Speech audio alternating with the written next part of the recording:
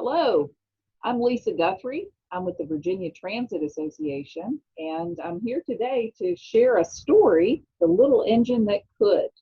Our organization focuses on buses and trains and other things that go, all things transportation. I used to be a school librarian many years ago, and this was one of my favorite books to read to kids, and I think that you'll enjoy it today. Let me begin. It's The Little Engine That Could. It's about determination and getting through things that are tough, all things that we all have to deal with during this time of the pandemic. So this book is called The Little Engine That Could. It's by an author named Waddy Piper. And hopefully you'll see some of these illustrations. This book is pretty old, but the story is still relevant today. The little engine that could. Chug, chug, chug. Puff, puff, puff. Ding dong, ding dong. The little train rumbled over the tracks. She was a happy little train. She had such a jolly load to carry. Her cars were filled full of good things for boys and girls. There were toy animals, giraffes with long necks, teddy bears with almost no necks at all, and even a baby elephant. Then there were dogs, dogs with blue eyes and yellow curls, dolls with brown eyes and brown bobbed heads, and the funniest little toy clown you ever saw. And there were cars full of toy engines, airplanes, tops, jackknives, picture puzzles, books, and every kind of thing boys or girls could want. But that was not all. Some of the cars were filled with all sorts of good things for boys and girls to eat. Big golden oranges, red-cheeked apples, bottles of creamy milk for their breakfast, fresh spinach for their dinners, peppermint drops, and lollipops for after-meal treats.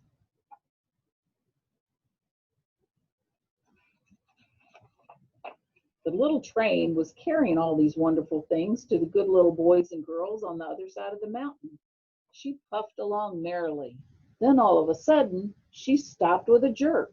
She simply could not go another inch. She tried and she tried, but her wheels would not turn. What were all those good little boys and girls on the other side of the mountain going to do without the wonderful toys to play with and the good food to eat? Here comes a shiny new engine, said the funny little clown who jumped out of the train. Let's ask him to help us. So all the dolls and the toys cried out together.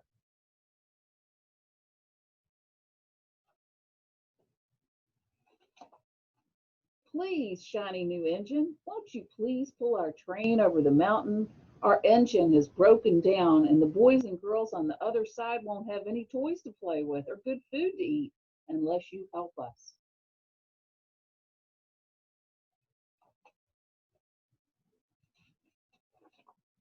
But the shiny new engine snorted. I pull you? I'm a passenger engine. I have just carried a fine big train over the mountain with more cars than you ever dreamed of.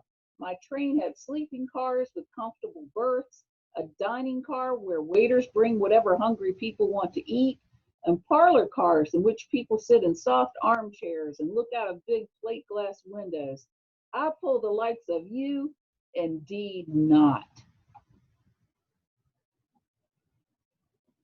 And off he steamed to the roundhouse where engines live when they are not busy. How sad the little train and all the dolls and the toys felt. Then the little clown called out, the passenger engine is not the only one in the world. Here's another engine coming, a great big strong one. Let us ask him to help us. The little toy clown waved his flag, and the big strong engine came to a stop. Please, oh please, big engine, cried all the dolls and the toys together. Won't you please pull our train over the mountain? Our engine is broken down, and the good little boys and girls on the other side won't have any toys to play with or good food to eat unless you help us. But the big strong engine bellowed, "I am a freight engine. I have just pulled a big train loaded with big machines over the mountain. These machines print books and newspapers for grown-ups to read. I'm a very important engine indeed. I won't pull the likes of you." And the freight engine puffed off. The little train and all the dolls and toys were very sad. "Cheer up," cried the little toy clown. "The freight engine's not the only one in the world. Here comes another. He looks very old and tired, but our train is so little, perhaps he can help us." So the little toy clown waved his flag, and the dingy, rusty old engine stopped. "Please, kind engine," cried all the dolls and the toys together, "won't you please pull our train over the mountain? Our engine's broken down, and the boys and girls on the other side won't have any toys to play with or good food to eat unless you help us." But the rusty old engine sighed. "I am so tired. I must rest my weary wheels. I cannot pull even so little a train as yours over the mountain. I cannot, I cannot, I cannot." And off he rumbled to the roundhouse, chugging, "I cannot, I cannot, I cannot." Then indeed the little train was very, very sad, and the dolls and the toys were ready to cry. But the little clown called out, "Here's another engine coming, a little blue engine, a very little one. Maybe she'll help us." The very little engine came chug, chug, chugging merrily along, and when she saw the toy clown's flag, she stopped quickly. "What's the matter, my friends?" she asked kindly. "Oh, little blue engine," cried the dolls and the toys, "will you pull us over the mountain? Our engine is broken down, and the good boys and girls on the other side won't have any toys to play with or good food to eat unless you help us. Please, please help. Please, little blue engine." "I'm not very big," said the little blue engine. "They use me only for switching trains in the yard. I've never been over the mountain." "But we must get over the mountain before the children awake," said all the dolls and the toys. The very little engine looked up and saw the tears in the doll's eyes, and she thought of the good little boys and girls on the other side of the mountain who would not have any toys or good food to eat unless she helped. And then she said, "I think I can. I think I can. I think I can." And she hitched herself to the little train. She tugged and she pulled and pulled and tugged, and slowly, slowly they started off. The toy clown jumped aboard, and all the dolls and the toy animals began to smile and cheer. Puff, puff, chuck, chuck went the little blue engine. "I think I can. I think I can. I think I can. I think I can.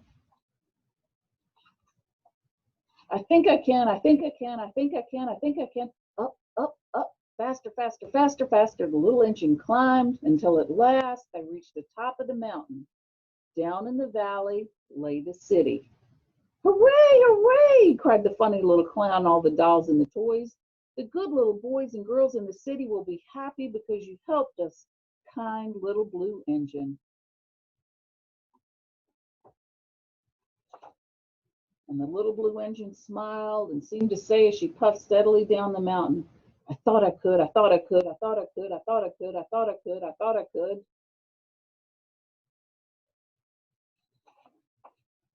And she did. End of story. So that's a story about sticking to it and getting the job done. So thanks for listening. See you next time. Bye bye.